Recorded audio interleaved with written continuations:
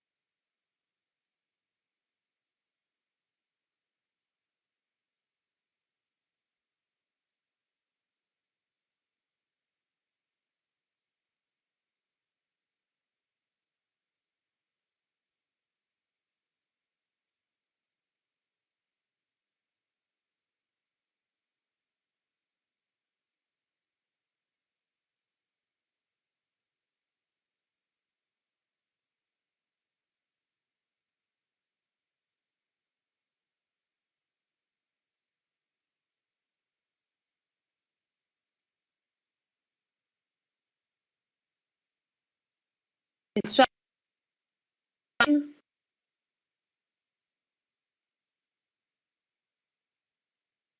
pessoal,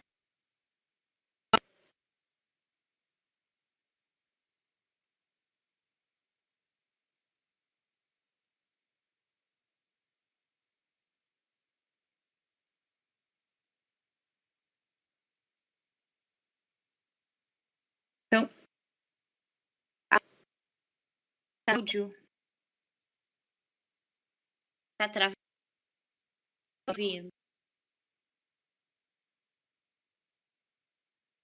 Tá.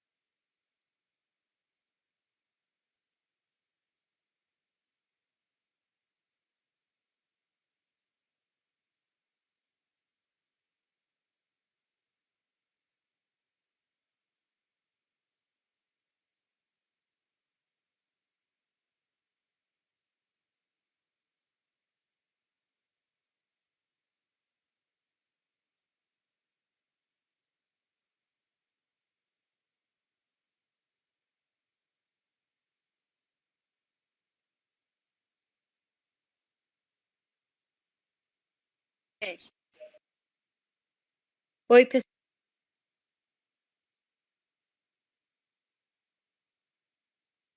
Alô? Deixa eu cair.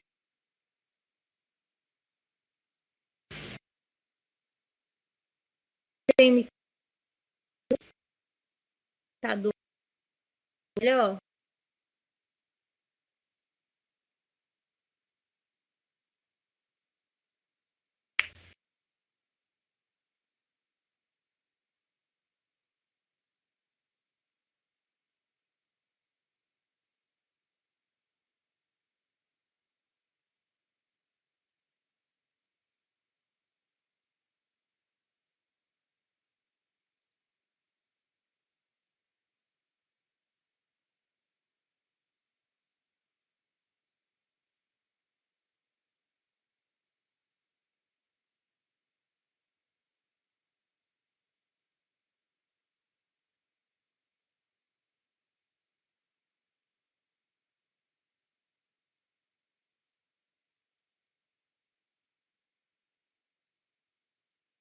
Oi, pessoal.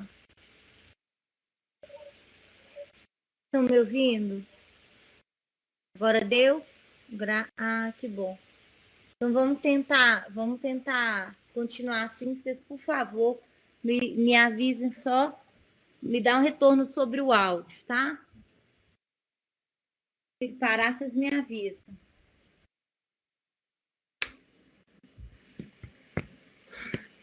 Vou tentar ligar a câmera aqui.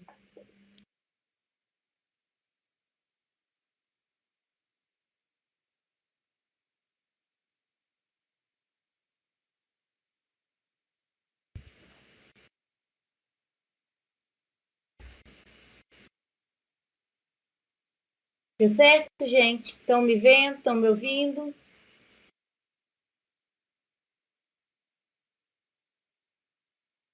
Ai, que bom. Então, vamos lá, finalmente.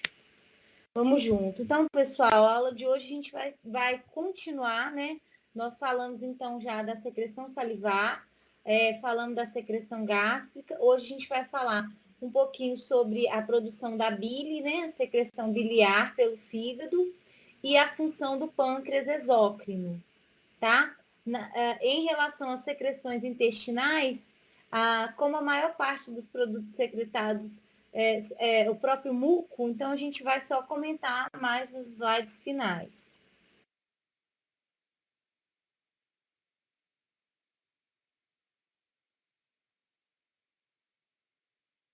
Gente, eu não estou conseguindo passar os slides. Alguém consegue passar os slides?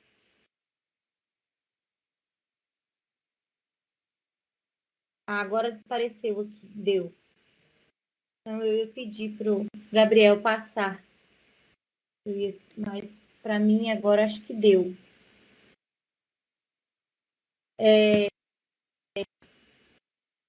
Então, pessoal, onde que a gente está aqui no nosso cronograma, né?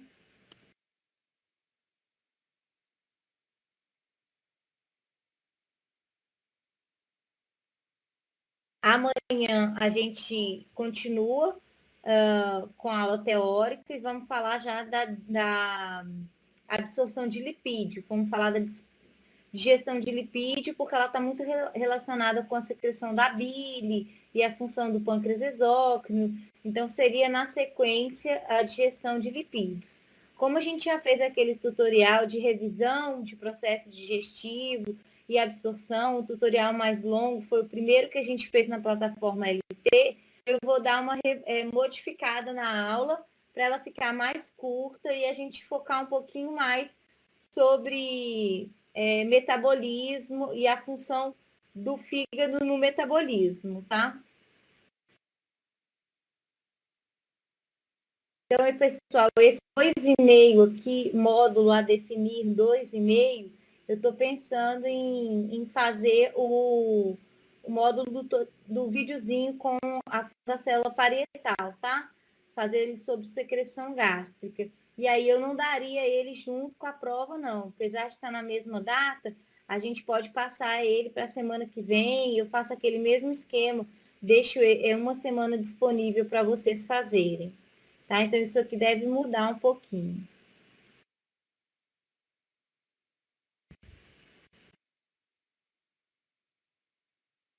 Bom, então, sobre os objetivos de aprendizagem, né? Eu gosto sempre de colocar detalhadinho. Eu acho que não tá, esses slides não estão com os objetivos de aprendizagem no Canvas. Então, depois eu vou atualizar lá no Canvas, depois da aula. O que a gente precisa estar sabendo até o fim do estudo desse módulo, né? Nessa parte sobre secreções. O papel desempenhado pelo pâncreas na digestão, mesma coisa para a bile, a estrutura do pâncreas exócrino, identificar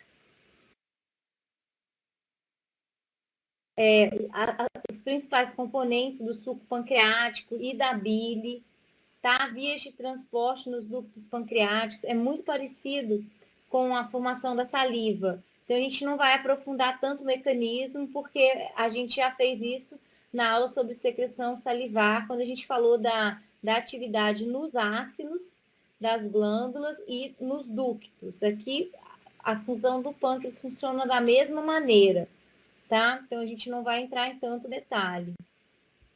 E a sinalização celular, como que ela participa desse mecanismo. Então, depois vocês peguem aqui, olhem com carinho todos os objetivos de aprendizagem, porque isso tem que estar bem claro na cabeça de todo mundo antes da gente terminar o nosso módulo.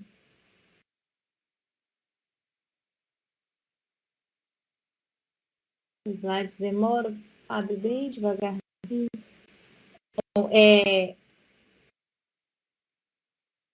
Então, a gente vai falar sobre o papel das glândulas anexas, né?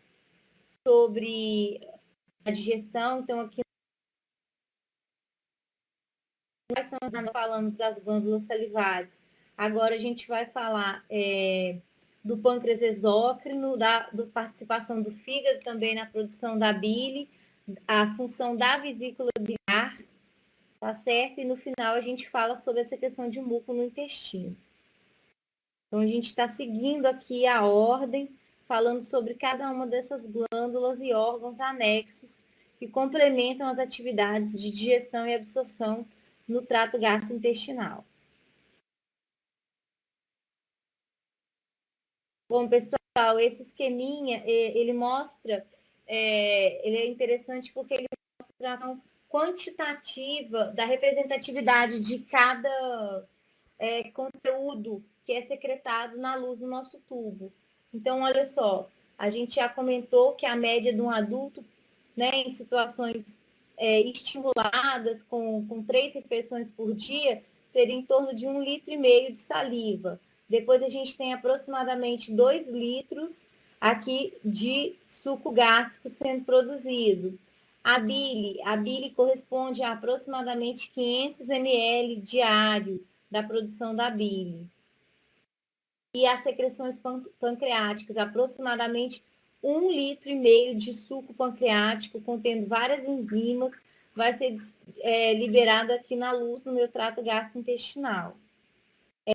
Então, pessoal, todos esses produtos de secreção, eles têm um valor muito grande para o nosso organismo. Então, eles são liberados, eles atuam, né, nas células-alvo, eles atuam ali sobre os constituintes da dieta que estão sendo ingeridos naquela refeição. Então, as enzimas vão atuar ali sobre os carboidratos, os lipídios e as proteínas, e depois isso tudo é reabsorvido e volta para o nosso sangue, tá? Então, o conteúdo ele é reabsorvido e volta para o nosso sangue. Uma quantidade muito grande, a principal quantidade, quase a totalidade absorvida ainda no intestino delgado. 1,5 litro é absorvido no intestino grosso e uma fração muito pequena de água, correspondente a aproximadamente 100 ml, é que vai sair ali na constituição em forma de fezes. Tá? Então, o volume final que a gente perde junto com as fezes é um volume muito pequeno. A grande maioria, 90% de toda a água e toda que chega em forma de secreção na luz do trato gastrointestinal, ela é reabsorvida, principalmente no intestino delgado.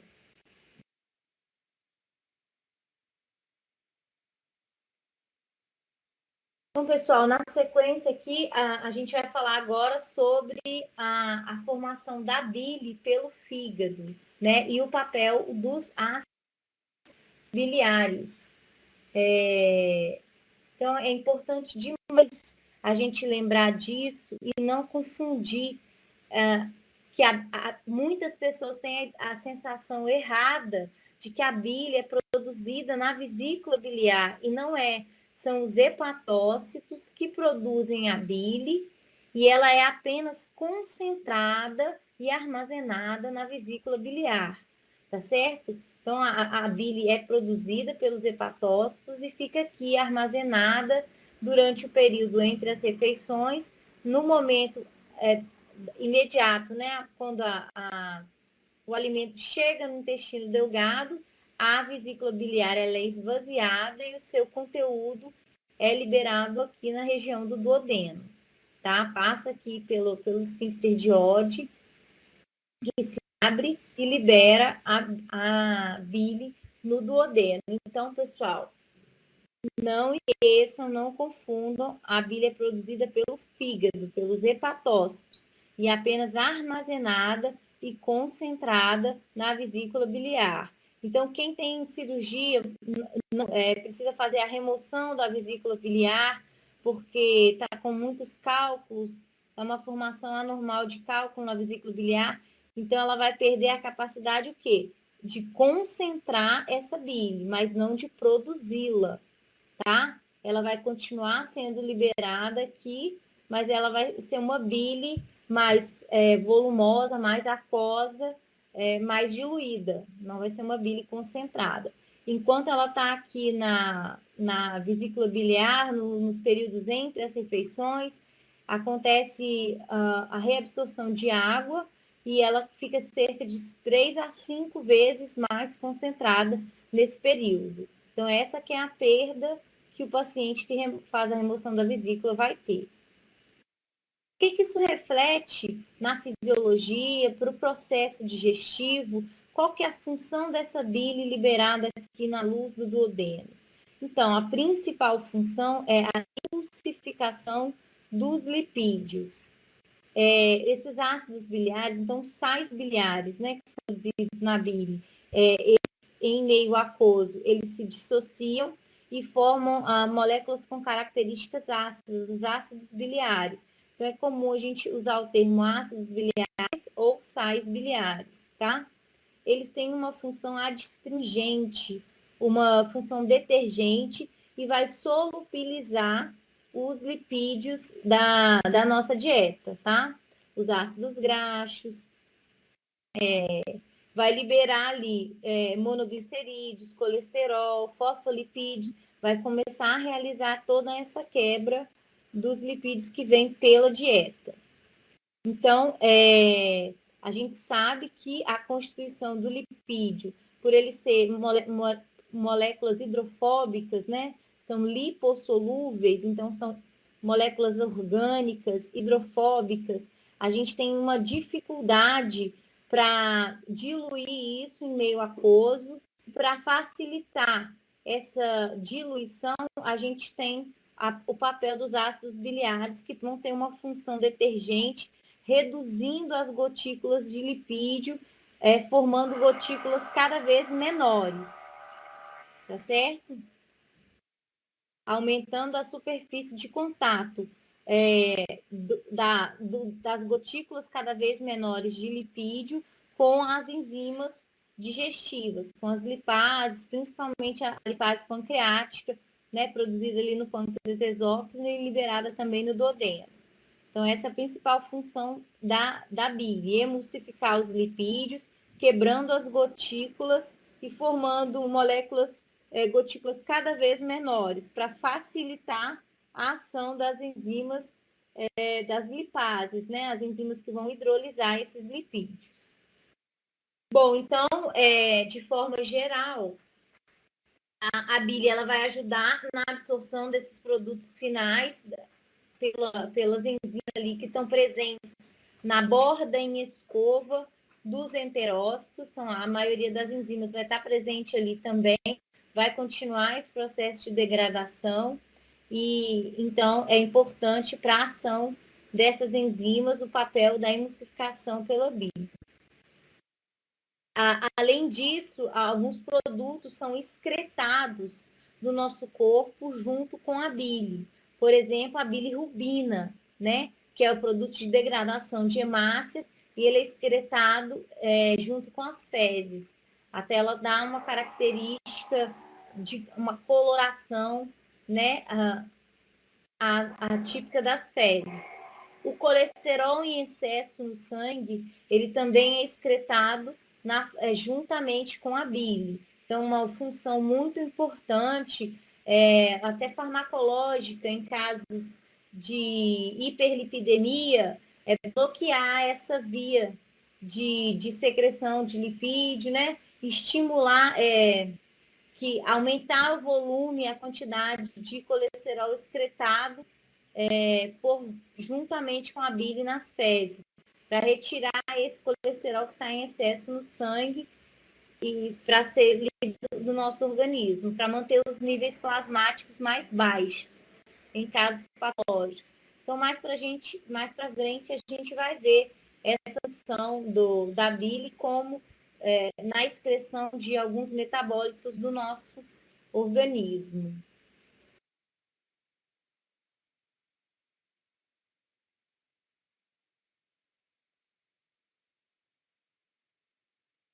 Bom, e quais são os principais componentes da bile? Né? Então, ali, como eu coloquei aqui para vocês, na vesícula, quando ela está no intervalo entre as refeições, O Lucas está perguntando se os slides vão ficar para sempre no Canvas.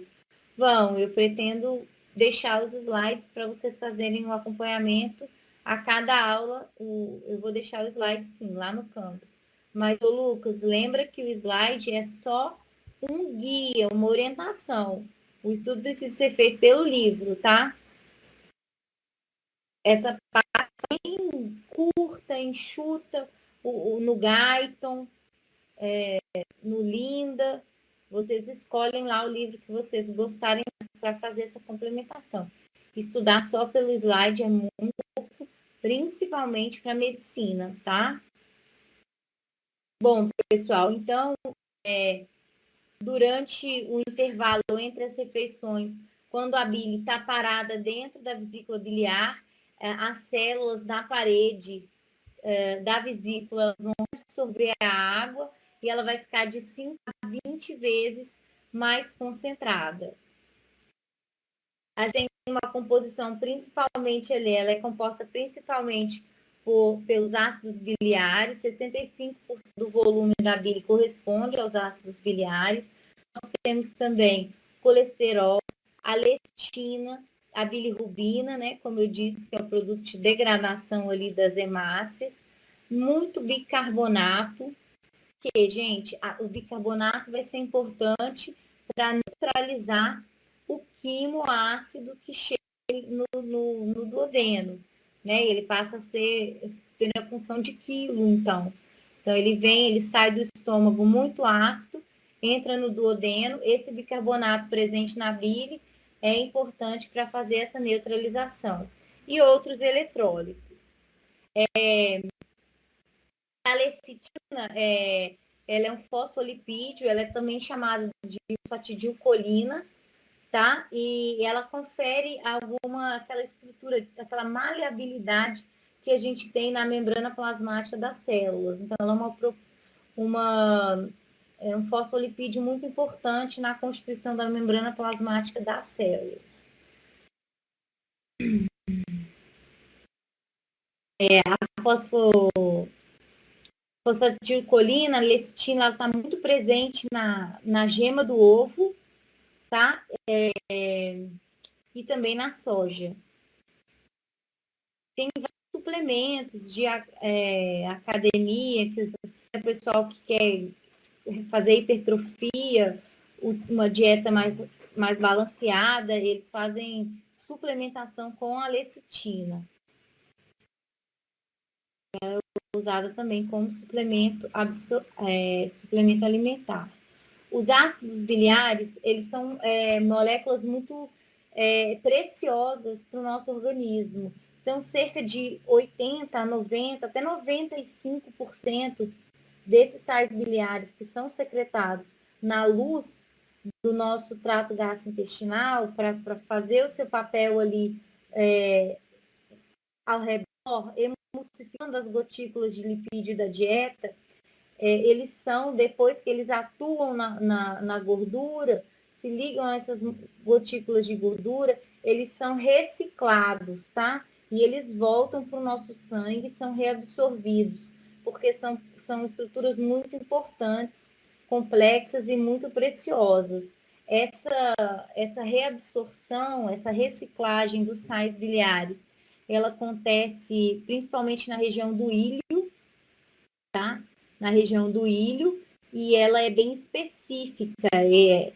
Nós temos nas células da região do ilho, os enterócitos possuem receptores biliares, e aí eles reabsorvem esses sais biliares de forma ativa, passando ele para o sangue, e ali no sangue, na circulação enterohepática. Eles voltam para o fígado, no fígado são disponibilizados de novo para a formação da bile. No processo de secreção dos sais biliares, a gente também a gente usa colesterol. O colesterol é secretado junto com os sais biliares e uma quantidade muito grande, cerca de 1 ou 2 gramas de colesterol são removidos do plasma sanguíneo e secretados na bile todos os dias.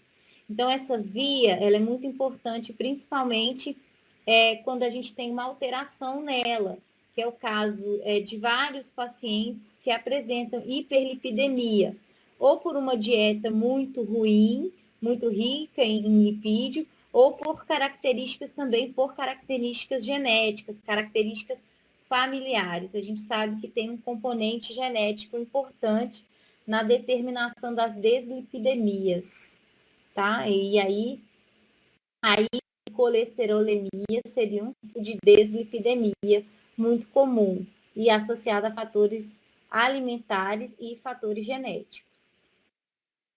Gente, alguma dúvida? Alguma dúvida até aqui?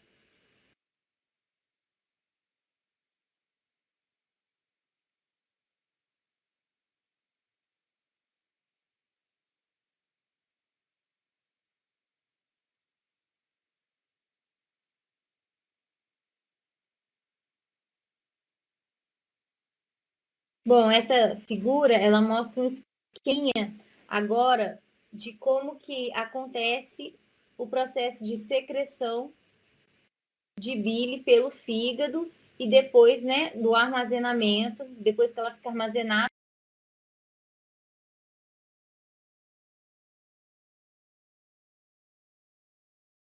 na vesícula biliar, a secreção dela para a região do duodeno.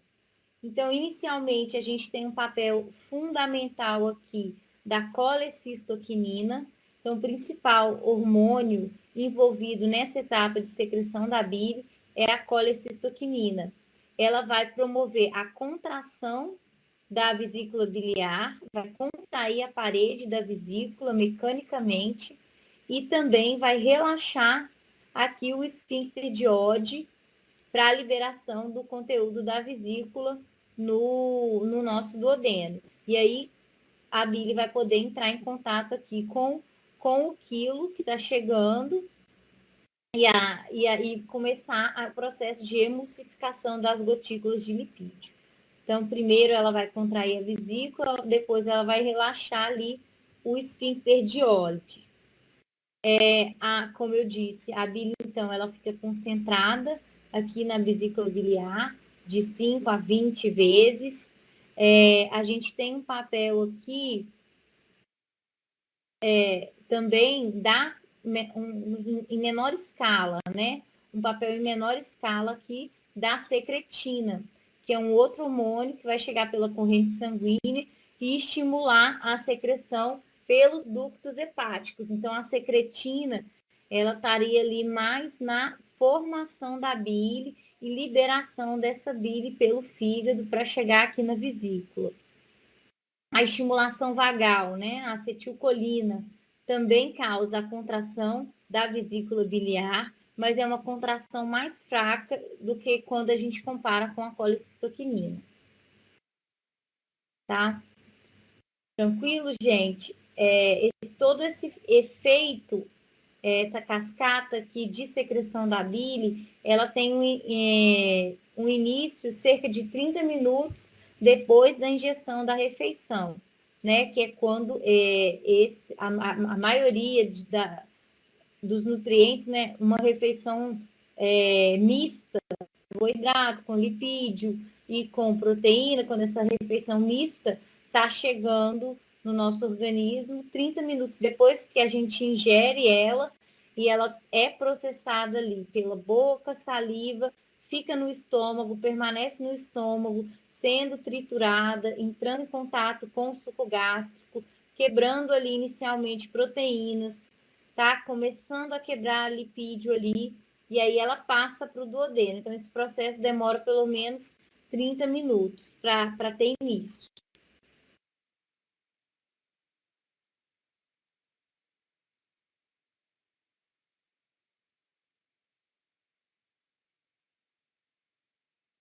É um problema muito comum, então, gente.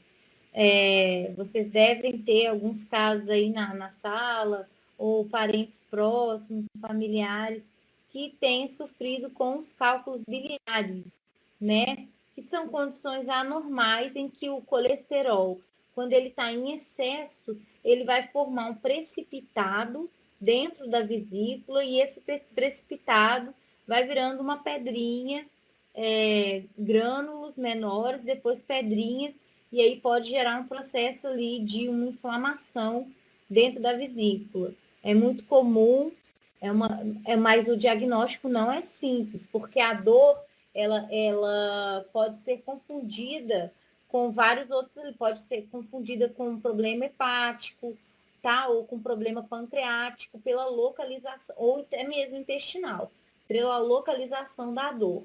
Quem vai orientar o médico, né? Exames de imagem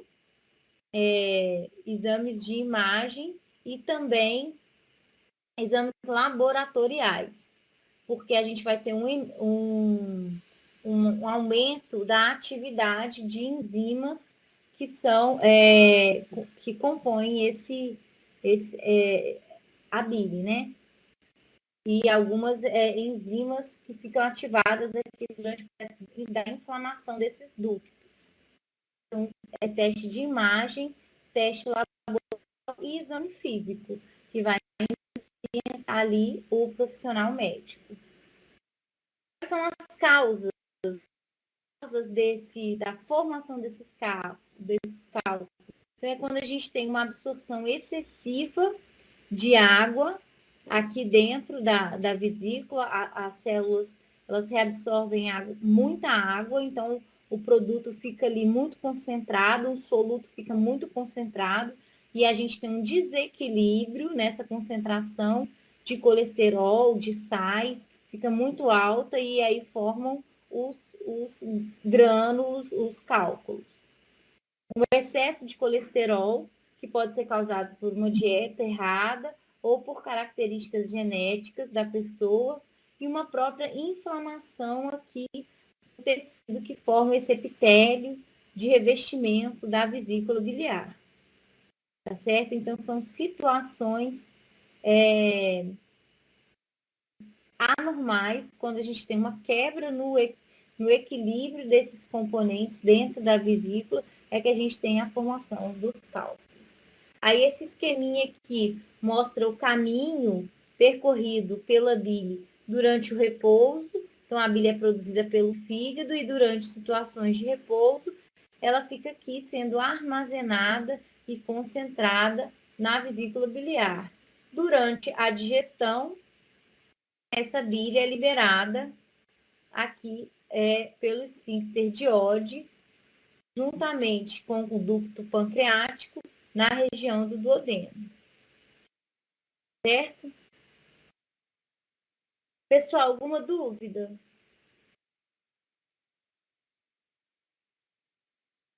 Podem perguntar pelo chat ou pode abrir o microfone, tá bom? Essa aula de hoje ela é mais tranquila, mas assim, é interessante porque são coisas que vocês vão ver muito, muito no dia a dia da clínica, tá certo? Vocês vão ver muitos casos. O tratamento para a remoção dos cálculos biliares tratamento, muitas vezes ele é cirúrgico, né? Existem a possibilidade de fazer por laser, mas a maioria ali é a remoção cirúrgica mesmo, que a gente chama de colecistectomia, tá? É a remoção da vesícula biliar. E aí sempre é importante, né, a gente pensar que essa vesícula tá linda, né, gente? Olha como ficam bonitinhos. Por causa da bilirrubina, forma a biliverdina, que tem esse tom verde, produto de degradação das hemácias. Olha como é que fica uma cor bonita, né? Tadinho, dá dó. Tadinho do paciente que passou por a cirurgia de retirada dessa vesícula. Mas olha como é que estão bonitos os grânulos lá dentro. Dá vontade de você fazer uma pulseira, um brinco. Imagina, para você guardar as suas pedras dolorosas da vesícula biliar inflamada. Tem gente que coleciona. Quando eu estava em Berlim, eu trabalhava no Instituto Charité. Aí lá tem o Museu de Medicina. vocês imaginarem de aberração, anomalia, má formação e coisas esquisitas, tem naquele museu. Eu achei um barato. Infelizmente, o nazismo trouxe essa herança para os alemães, principalmente para a população que mora em Berlim, foram essas coleções bizarras. Uma tristeza, né? Mas ajudou muito o avanço da medicina. E aí eles fizeram esse museu com essas coisas bizarras, e aí lá tem a maior seção de cálculos biliares, aí tem cálculos biliares, tem cálculos renais, né, das vias urinárias também, e aí cada pedra você olha e fala, nossa, não acredito que isso estava dentro de alguém. Dá para fazer uma visita virtual lá, nesse período de quarentena. O Museu de Medicina do Instituto Charité, em Berlim. Bom, pessoal, eu sempre pergunto, a remoção da vesícula, então, ela vai impedir a solubilização dos lipídios? Não, né, gente? Ela não vai impedir, porque a bile não é produzida ali. Ela é produzida pelo fígado. Ela vai impedir a concentração, né, a remoção do excesso de água dessa bile. Então, a gente vai ter uma bile mais fluida e talvez vai perder um pouco ali da qualidade do processamento inicial desses lipídios. Mas como tudo no trato gastrointestinal é em excesso, então, assim, até a gente não consegue ver na clínica.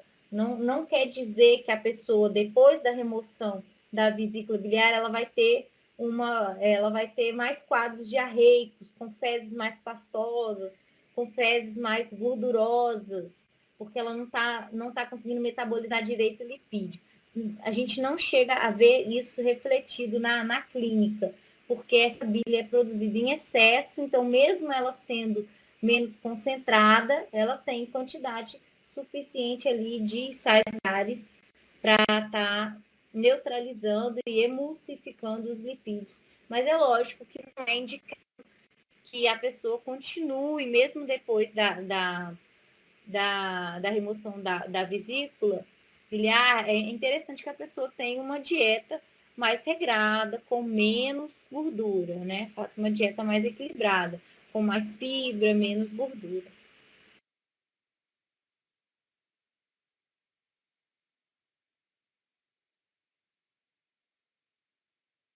E aí, pessoal, aqui mostra um esqueminha mostrando como acontece essa emulsificação. Então, a gente tem aqui, ó, como a lecitina, ela vai atuar ali em conjunto com os sais biliares, emulsificando as gotículas, tá?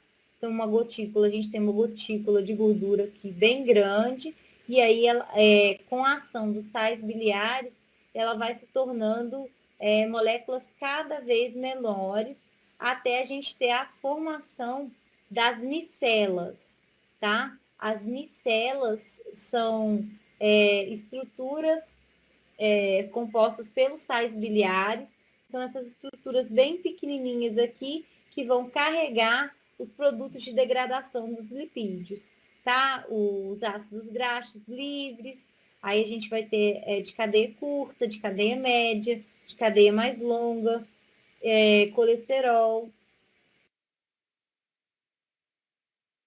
E aí, pessoal, lembrando aqui, esses sais biliares, eles são muito importantes para o nosso organismo, então quase a totalidade, 80, 90, 95%, dependendo da saúde do indivíduo, né?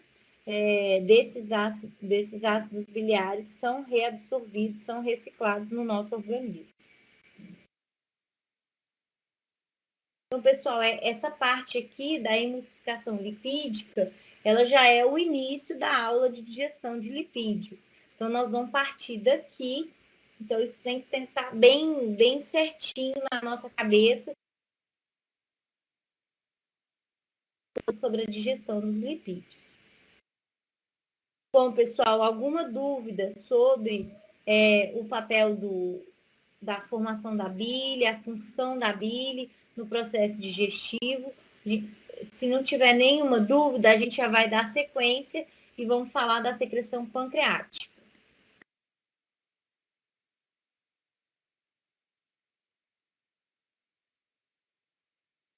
E aí, gente, tá tranquila?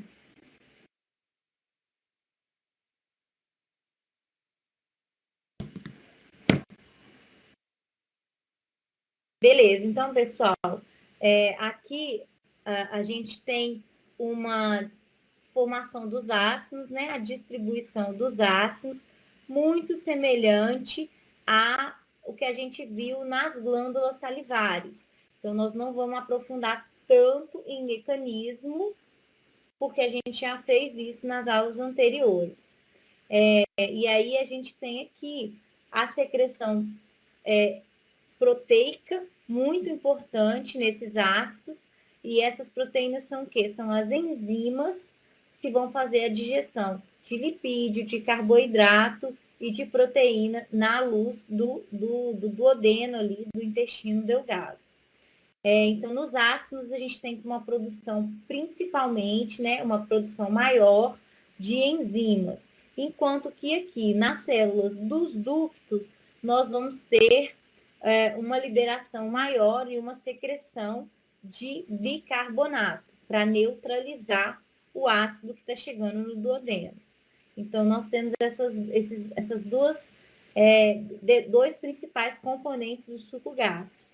A porção enzimática e o bicarbonato, que vai junto com a água ali neutralizar o quiloácido. Aqui o pâncreas endócrino, né, pessoal? O pâncreas endócrino tem aqui a representação de uma ilhota, lembrando que as ilhotas pancreáticas correspondem a 10% ali do peso do pâncreas, então os outros 90% são constituídos pelos ácidos e pelos ductos que vão desembocar ali na região do duodeno, tá? Essa parte de pâncreas vocês viram com o professor Ronaldo no módulo passado, né? Gente, papel da insulina, do glucagon, células beta, células delta, das ilhotas. Não viram? Nem Gabriel respondeu? Vimos, que bom. Obrigada, Gabriel. Joia, obrigada, Lucas. Estão aí, ótimo. É importante. Não tem jeito mesmo de vocês colocarem o vídeo, né? Nesse Canvas.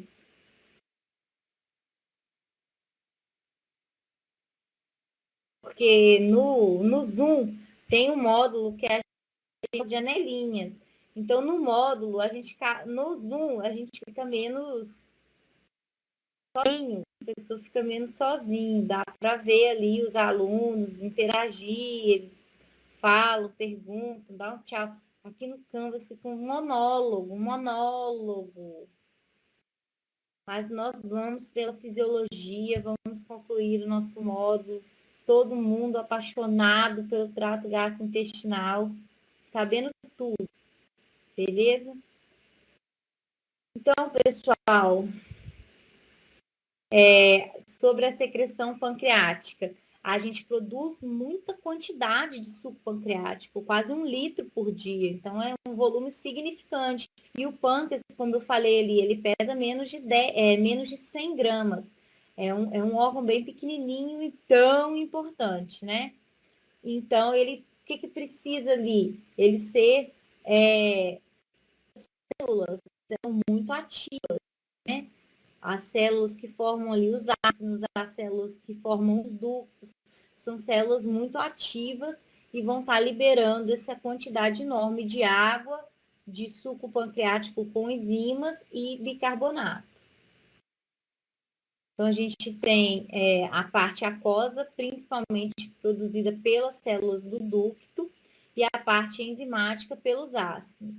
Dentro ali da parte enzimática, nós vamos ter o papel fundamental da tripsina, tá? A tripsina é a enzima mais importante que a gente tem liberada no suco pancreático, porque ela tem uma propriedade autocatalítica, tá? No próximo slide nós vamos ver como que ela funciona. Ela consegue se fosforilar, se ativar, e aí a tripsina ativa na luz do duodeno, ela ativa todas essas outras enzimas que são secretadas na forma inativada, né? A quimotripsina, a carboxipeptidase, a amilase pancreática, que vai degradar grande parte dos carboidratos, né? Do amido ali, do glicogênio, a lipase pancreática, fosfolipase e a colesterol éster hidrolase. Então, todas essas enzimas são liberadas de forma inativa no suco pancreático. E aí, quando esse suco entra na luz do duodeno, essas enzimas sofrem ativação. Então, elas são liberadas como uma forma de procarboxipeptidase, proamilase, prolipase. E aí, depois, elas são ativadas na duodeno ali pela ação da tripsina. Então, aqui na figura, a gente tem de novo aqui a representação e ele desembocando na região do duodeno.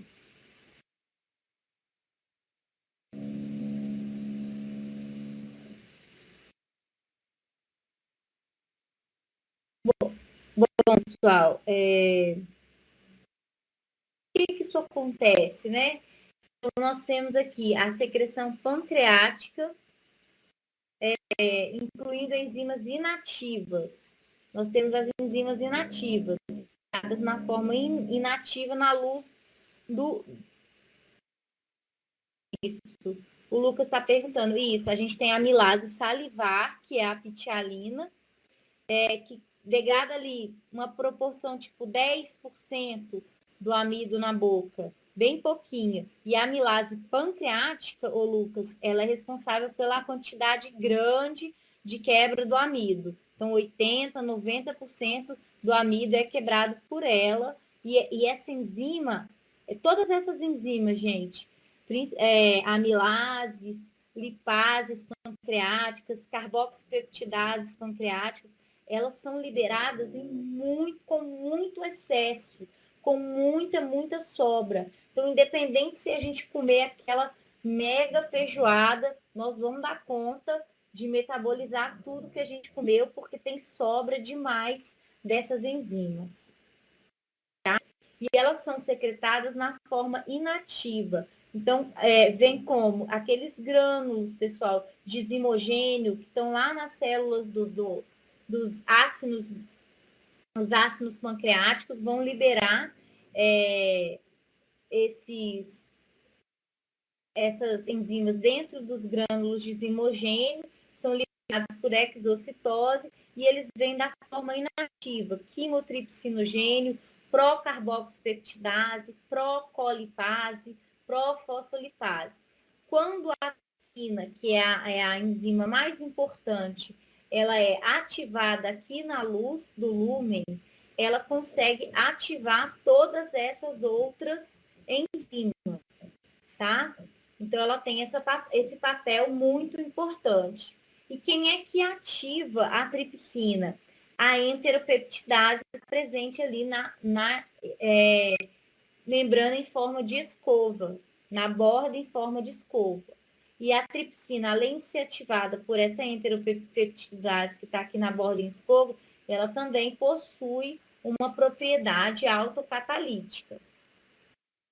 E, pessoal, para garantir que todas essas enzimas sejam liberadas em sua forma inativa, a gente tem um fator inibidor da tripsina, tá?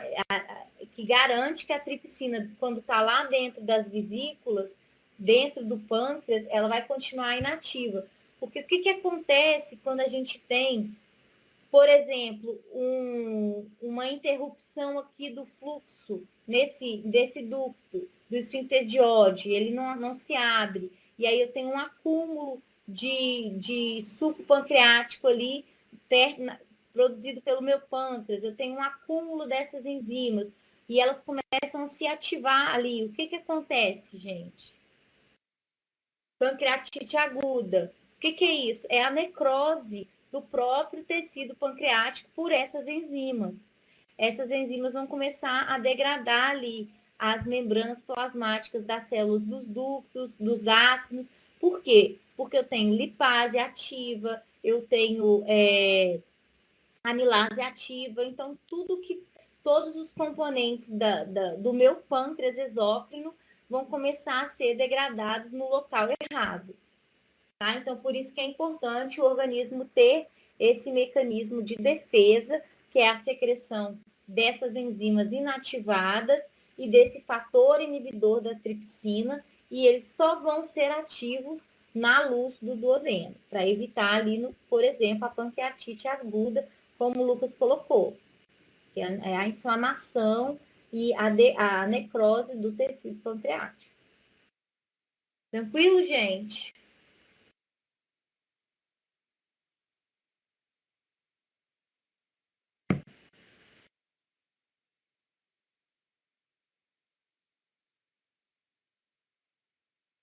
Bom, vamos lá então para falar um pouquinho agora da regulação desse processo.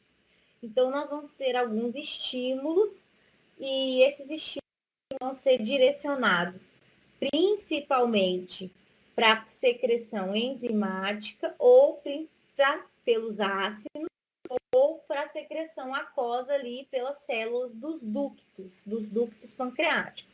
Então, para variar, quem que a gente tem ali?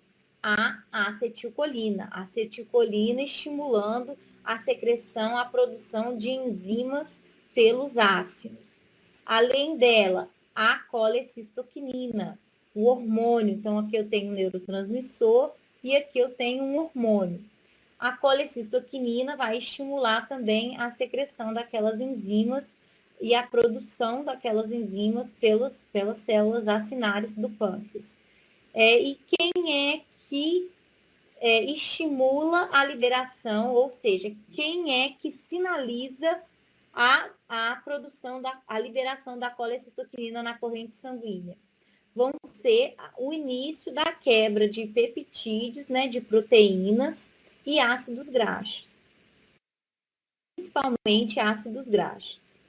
Tá? Então, a quebra inicial dos ácidos graxos ali, quando o quimo chega pelo duodeno, esses ácidos graxos, já até na luz até no próprio estômago, quando a gente tem a liberação de ácidos graxos ainda ali no estômago e a quebra inicial de proteína também no estômago, já vai sinalizar para as células do duodeno liberarem a colecitoquinina na corrente sanguínea e ela vai estimular o pâncreas a produzir enzima. A parte aquosa, ela é estimulada principalmente pelo hormônio secretina. A secretina, vários autores consideram ela o antiácido natural do nosso organismo. Porque o pH baixo do quimo, né, que sai do estômago, então quando aquele quimo ele sai do estômago e entra no duodeno, ele está muito ácido ainda. Então, os quimorreceptores detectam aquele pH baixo, em torno de 4,5, 5, saindo do estômago, e sinalizam ali as células S do duodeno a liberarem secretina na corrente sanguínea. A secretina na corrente sanguínea vai lá para as células ductais do pâncreas e estimula a liberação de água e bicarbonato. Então, são múltiplos estímulos. Nós temos hormônios e nós temos neurotransmissores ali. Lembrando também, pessoal, da ativação do plexo submucoso, né? Do sistema nervoso entérico, a gente tem o plexo submucoso, que é responsável pelo controle ali e ativação das glândulas secretoras, dentre elas a função ali também do pâncreas exócrino.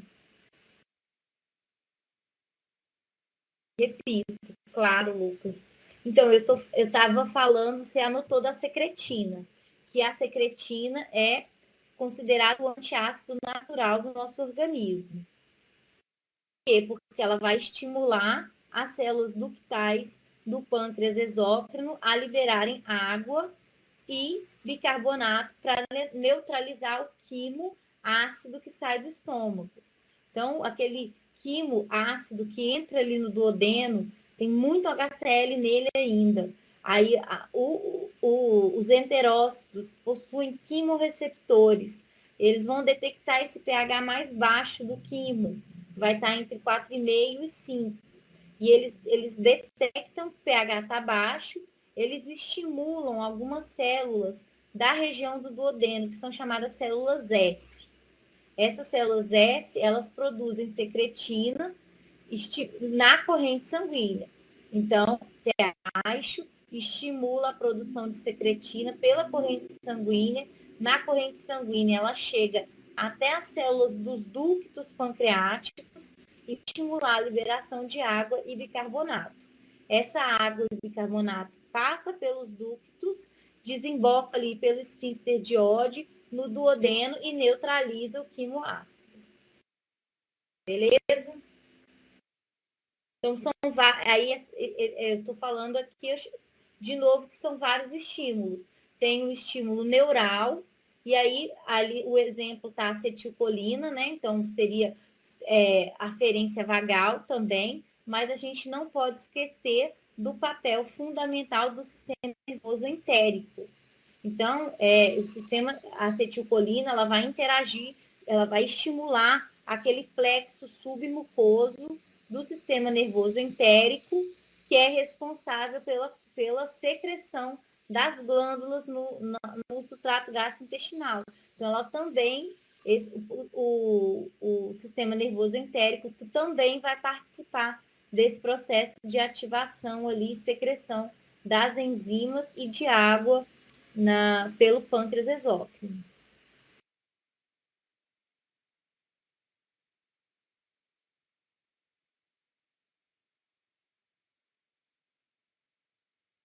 Bom, aqui, pessoal, um esqueminha mostrando as células acinares. E aí mostram os receptores em verdinho que estão presentes na região basolateral, né? Na face basolateral agora que apareceu, das células vacinares. Então, aqui está ligado à corrente sanguínea e aqui está ligado à luz do ácido, que vai desembocar nos ductos e dos ductos no duodeno. E aqui tem receptor para o peptídeo intestinal vasoativo, tem receptor para a secretina. Então, lembra, a secretina ela age principalmente nos ductais, mas ela também age aqui nas células acinares. Nunca na fisiologia é uma coisa exclusiva. Os processos, eles são sempre somativos, potencializadores. Então, a secretina ela vai atuar lá nas células do ducto, com bicarbonato e água, mas ela também vai atuar aqui nas células dos ácidos. O peptídeo estimulador da secreção da gastrina, a acetilcolina via receptor muscarínico tipo 3 e a colecistoquinina, né? Que vai ligar no receptor dela, CCK1. Enquanto o peptídeo intestinal vasoativo e a secretina eles vão aumentar em P cíclico, o GRP, acetilcolina e colecistoquinina vão aumentar cálcio intracelular. Isso tudo vai fazer o quê, pessoal? O aumento de cálcio intracelular serve para quê? Para empurrar, para fosforilar os microtúbulos dentro da célula, empurrando essas vesículas até a membrana, para a gente poder fazer a exocitose dos grânulos de zimogênio. Então, esses grânulos de zimogênio aqui estão cheios de enzimas que são liberadas e lavadas aqui, carreadas pela água e pelo bicarbonato até a luz do duodeno. Essa fusão desses grânulos de zimogênio na membrana para fazer a exocitose, isso tudo tem gasto energético. Então, precisa ali do cálcio para promover polimerização do microtubo, que vai empurrar essa vesícula dentro da célula. E aí, isso tudo está estimulando, né? Todas essas moléculas aqui estão estimulando. Quem é que está fazendo o mecanismo de contrarregulação? Principalmente a somatostatina e o glucagon, tá? Vão chegar via corrente sanguínea e vão atuar aqui inibindo, reduzindo esse processo. Principalmente ali aonde? Nos períodos de jejum. Eu não preciso ter uma produção exagerada dessas enzimas durante o jejum, então eu tenho um papel ali do glucagon e da somatostatina contrarregulando. Pessoal, esse peptídeo estimulador da gastrina, o GRP, ele antigamente ele era chamado de bombezina. Bombezina. Então, em alguns livros vocês podem encontrar, se for versões mais antigas, com o nome de bombezina.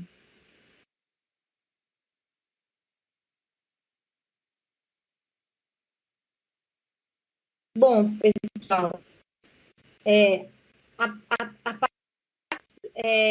complexa da aula de hoje era sobre a formação da bile e do suco pancreático. Em relação às secreções intestinais, a gente vai mais relembrar, tá? Como são as glândulas, a diferença do epitélio no intestino delgado, do epitélio para o intestino grosso. Vamos ver algumas imagens que eu separei aqui da histologia dessas glândulas e da própria célula calciforme, né?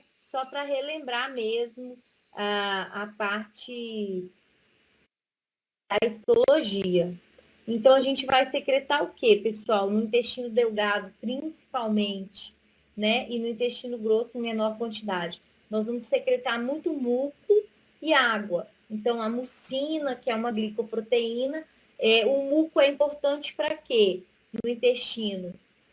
Permitir a lubrificação, o deslize do alimento ao longo do trato gastrointestinal, proteger a parede do trato contra lesões causadas por pedaços de alimentos que ainda não tenham sido totalmente digeridos na dieta. E também para adesão desse alimento mais para frente para a formação das fezes já ali no intestino grosso. Essa secreção do muco ela é estimulada por processos irritativos na membrana, né? Processos táteis, então alimentos mais difíceis de serem digeridos ou alimentos irritativos vão estimular a secreção desse muco até para proteger ali as células do epitélio. A estimulação vagal aumenta a produção do muco sempre, e a secretina, um hormônio na corrente sanguínea que vai estimular a secreção desse muco. Bom, aqui a gente tem o epitélio típico do intestino delgado, tá? Com as vilosidades bem proeminentes. Então, nós vamos ter as vilosidades aqui presentes no intestino delgado. As células caliciformes, juntamente com as células epiteliais, algumas células de Panet, isso tudo vocês viram na histologia, só trazendo de novo aqui para a parte da físio.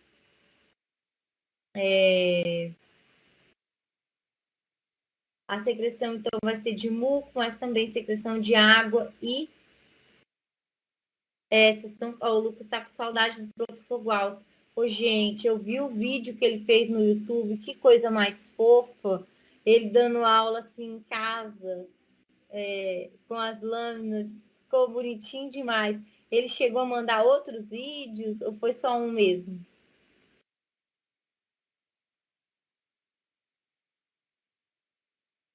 Não sabe. Só receber aquele. Ele recebeu só aquele. Eu achei muito bacana essa iniciativa dele, tentar gravar o vídeo lá caseiro. #valoriza. Então, pessoal, essas células de Panê, vocês lembram? Elas têm função ali antibacteriana, fungicida, de proteção mesmo imunológica ali do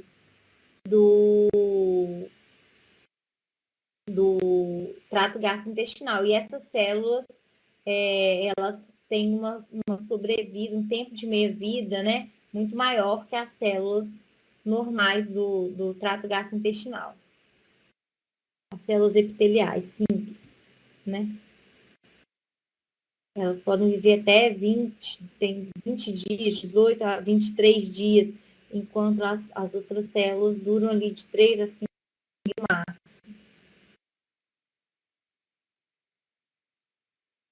E aí, aí, gente, olha, para comparar essa figura aqui, o epitélio do intestino delgado com as vilosidades e o epitélio aqui do intestino grosso, né, com as criptas. E aí a gente vai ter essa diferença por causa da função. Aqui eu vou estar reabsorvendo mais água e alguns eletrólitos. Eu não tenho ação enzimática, eu não tenho enzima, epitélio da borda em escova aqui no intestino grosso. Aqui eu preciso das vilosidades porque essas células todas que têm a borda em escova estão repletas de enzimas que precisam encostar ali no alimento que está passando para poder degradar e absorver os nutrientes, tá certo? Eu não tenho função enzimática no meu intestino grosso, quase nenhuma. Vai ser mais ali a secreção de muco. Eu não tenho processo de digestão aqui enzimática na região do intestino grosso. Então é importante a gente fazer essa da histologia, da parte morfológica do epitélio ali, da histologia do tecido com a função daquele tecido fisiológico. Então, aqui no integrado, eu quero a ação de enzima, digestão, absorção de nutrientes o tempo todo, eu quero velocidades para aumentar essa superfície de contato. Aqui no meu intestino grosso, eu vou mais reabsorver água, eletrólitos e secretar um pouco de muco para a formação ali das fezes. O muco, então, no intestino grosso, né? Aqui nas criptas, ele vai proteger contra escoriações e fissuras ali provocadas pela passagem do bolo fecal. Um meio adesivo, é bem nojento essa parte, forma um meio adesivo, o muco ele é adesivo, então permite que as fezes fiquem agrupadas. A gente tem intensa atividade bacteriana ali na região do intestino grosso. Então, no Carlos, a função do muco é muito semelhante, mas, por exemplo, como no intestino grosso eu vou ter uma quantidade maior de bactérias, então essa parte aqui de proteger contra a atividade bacteriana que é muito ácida, então o muco ele é mais alcalino, ele vai neutralizar esse ácido produzido pelas bactérias no intestino grosso. Então, algumas propriedades vão ser do muco vão ser mais ativas, mais comuns no intestino grosso. Então, essa propriedade de proteger contra a atividade bacteriana, essa propriedade adesiva, de grudar ali os pedaços para formar o bolo fecal, é mais de intestino grosso. No intestino delgado, o muco vai proteger e vai lubrificar para a passagem do bolo alimentar ali, né? Do quilo, tá? Elas vão ser semelhantes. Como eu vi aqui, o pH ele é alcalino, o pH do muco é alcalino, então ele vai neutralizar a acidez ali dos metabólitos produzidos pelas bactérias no intestino grosso. Então ele tem esse papel ali de neutralizar, vai atuar como um tampão na parede proteger a parede do intestino grosso.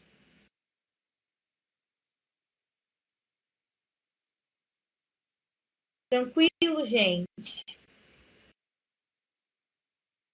Bom, pessoal, mais uma vez, eu acho até que eu já tinha colocado esse quadro na outra aula. É só para lembrar aqui alguns dos hormônios que a gente comentou na aula de hoje, que vão atuar ali no estômago ou atuar no intestino e também nas glândulas anexas, né? Então, ele é produzido pelo intestino e atua na vesícula biliar, atua no pâncreas exócrino, atua no fígado para produzir a bile, tá certo? É importante a gente relembrar aqui alguns hormônios, então eu deixo essa tabela para facilitar o estudo de vocês. Eu gosto de pegar a tabela sempre de vários livros diferentes para colocar no slide. Isso é para vocês fazerem revisão, entendeu? Então, eu faço meu estudo no livro texto, que eu gosto mais, e aí eu olho os slides para ver quais são as tabelas que a professora já facilitou minha vida e colocou ali de vários diferentes, o apanhado, tá? E é isso, pessoal. Aqui para a aula de hoje é isso. A gente continua falando sobre a digestão dos lipídios. Então, a gente já entendeu como a produzida, como ela atua, como ela emulsifica. Vamos continuar falando dos lipídios. Certo? Até amanhã, então, mesmo horário, 13h50, e a gente continua a nossa aula. Qualquer dúvida que vocês tiverem, podem me procurar, mandar por e-mail ou por WhatsApp. Tá bom? Um abraço aí, até amanhã. Tchau, gente.